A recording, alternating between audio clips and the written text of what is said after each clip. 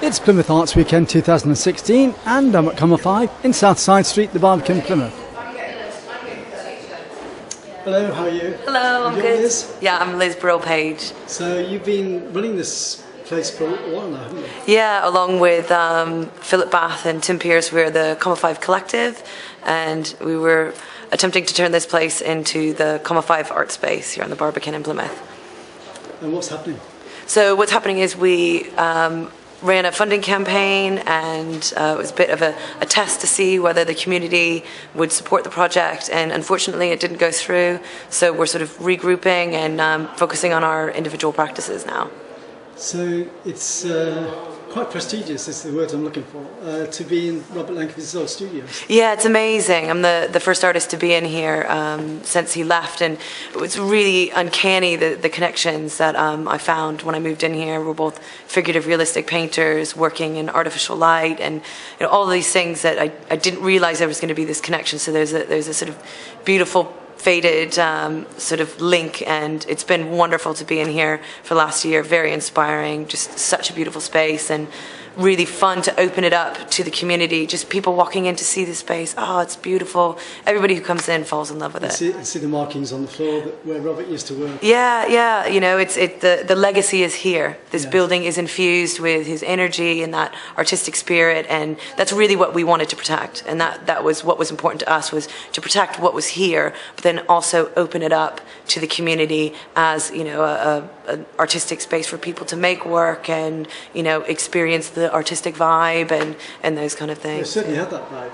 Yeah, it does. It's been very inspiring coming in and see the work of the people over the year. Yeah, that's been the real joy of the project, is that interaction that we've had with people. And the other beautiful thing is, because Robert had an open studio policy, lots of people had been in here when he was working. Yeah. So the nice thing, when we opened it back up again, people said, oh, I was in here X number of years ago. I came in at this age, and they're walking around with wonder, oh, look at how the space has changed. And that was a really beautiful experience, because they were able to come in and have these memories and re-experience the space in a new way.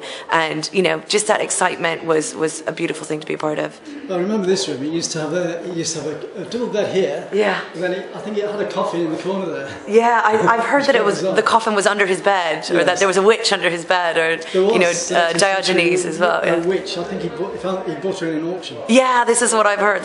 So it's and this is the bit of the studio that's I've been using as my own space. So it's got that it's got an interesting vibe, and it's one of those funny things. It was his bedroom as well, so to be a female painter coming in and sort of taking over the space, it's been very interesting. It be safe if Robert was No, not at all. So what's your work? So the series I've been working on for the last sort of 5 years is called Screenlight. Yeah. It's all about how technology and intimate relationships. So what I've done is used artificial light from devices, because as a painter, everything's about light. Yes. And to me, the modern light is the light from our devices, laptops, phones, tablets. So what I've done is I've used portraiture, so the sitters are only lit by their own devices, so men by laptops, women by mobile phones, and then the third part of the series is children lit by their tablet devices. And then I've also, sort of to ground this concept into the history of painting, I've done still lifes and screen light, and then started playing with abstraction, exploring what is screen light, how is screen light made. It's made from actually red, green, and blue light. It's made from the pixels. So I've started playing around with the aesthetics of the pixel shapes on different people's phones. They're all different, so playing with that, playing with a bit of color theory, and then also starting to do religious paintings. So I started with Adam and Eve, because that was the sort of penultimate original couple, and the work is really about relationships and technology. So I've done the Adam and Eve series, and then doing cast glass apples to sort of be a part of that a part of that Adam and Eve series. And there's another one, so I've got In the Garden of Eden, and then working on Expulsion from the Garden of Eden as well. So I've already had the sitting for that. I just need to do the canvas and get the paint on it. So. Have you had a good market for your work yet? I think my work is slightly different from a lot of work that's down here because it's more conceptual. Like, I'm not a portrait artist. I use portraiture.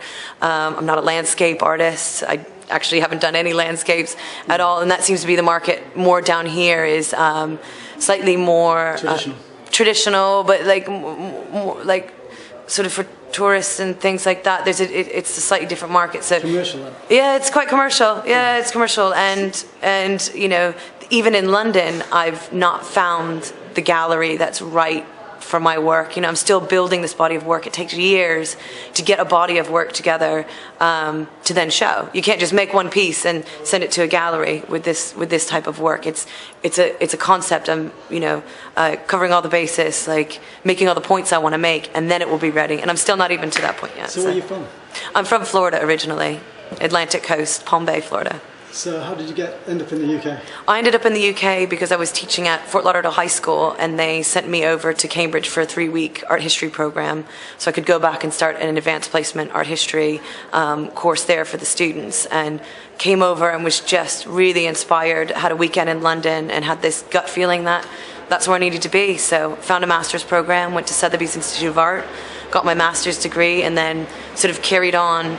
You know, started with internships, getting jobs, and have stayed. I love England, and you know, I never thought I'd leave London, but then was invited down to Plymouth to be an artist in residence here, and have just fallen in love with the place and staying. Do you think there's much of a difference between the art scene in America to the UK at the moment? I think they're different scenes. You know, it's different kinds of work. The work that you're going to get in LA is very different than the work that you're going to get in New York, and the work that you're going to get anywhere else, you know, even versus Asia, versus India, versus, you know, things in Africa. Like, it's, New York to me is sort of more, it's Jeff Koons, isn't it? Yeah. You know, and very commercial. It's you know, but then you get LA and you get the conceptual, but it's different. Whereas London to me is where you get the Lucian Freuds and, you know, these really traditional painters, and that's for me my work as an oil painter. Yeah, and it is, and it's a painter's place to me. Whereas New York feels less that way to me because it is slick. It's much slicker. Yeah. I would say in the States you've got a sort of commercial slickness to the work. I think you get everything. America's so big in the sort of everything, but to generalize, I would say the difference is you get commercial versus traditional from UK to US. Can we look at some of your work? Yeah, absolutely. So these are reproductions of some of the original portraits that I did for the Screenlight series. So these are men lit by their laptops. Yeah. And they wanted to buy their original paintings, but I couldn't break apart the series, so I made these etchings for them in an edition of 6. So they're here, and I've made the frames myself out of dark mahogany. It's slightly solarized, isn't it? It looks it, but that's just, you know, that's etching, and I actually, what's quite unusual for this, it's photopolymer etching, is I actually mix the paint on the single plate rather than doing multiple plates for different colors.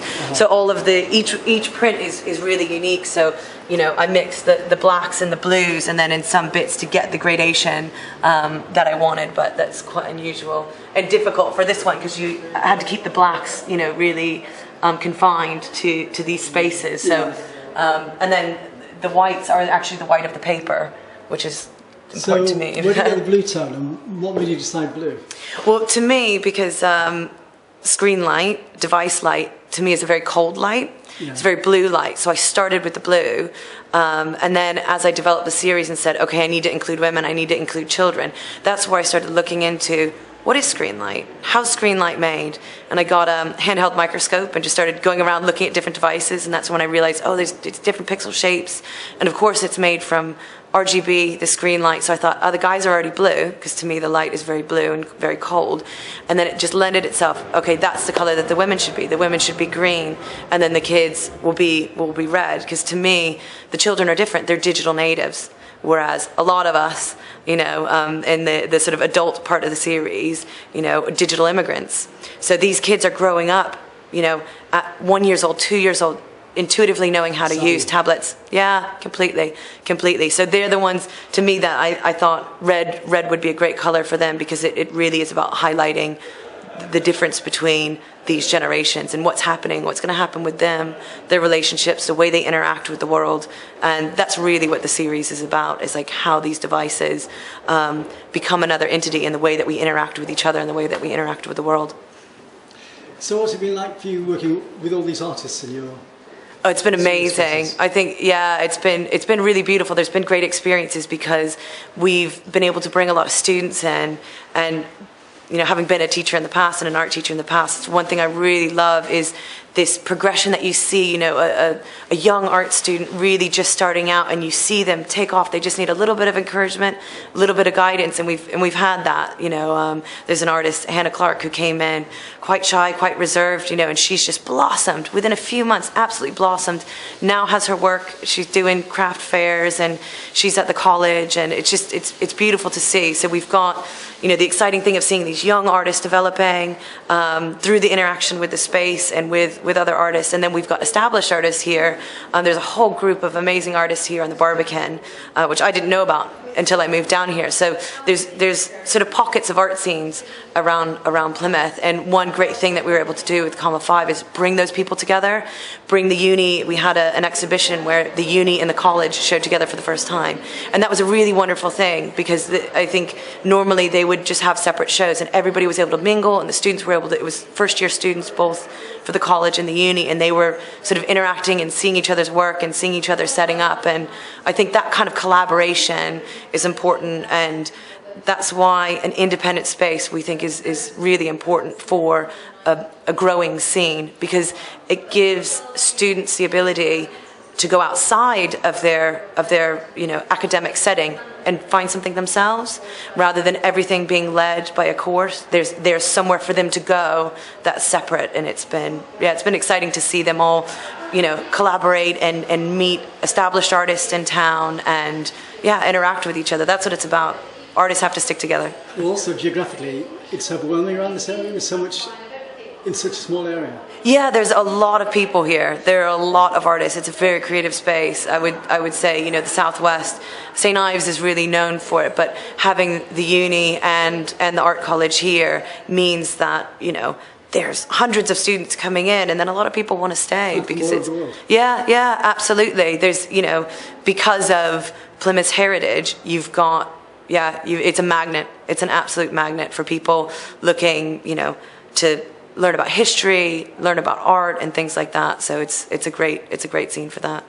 So what's your website? My website is www.lizbarrelpage.com. That's LizBarrelPage.com. Thank you very much. Yeah, thank you. Nice to talk to you. Yeah, lovely.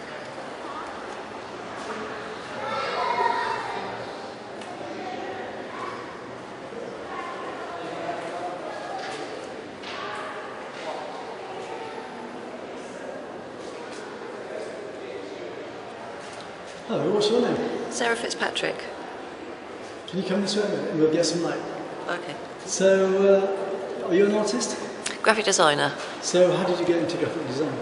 I used to work for architects in marketing, and it covered the whole gamut. So, I picked up from various people and stuff. Are you from Plymouth? No, London. So, what brought you to Plymouth?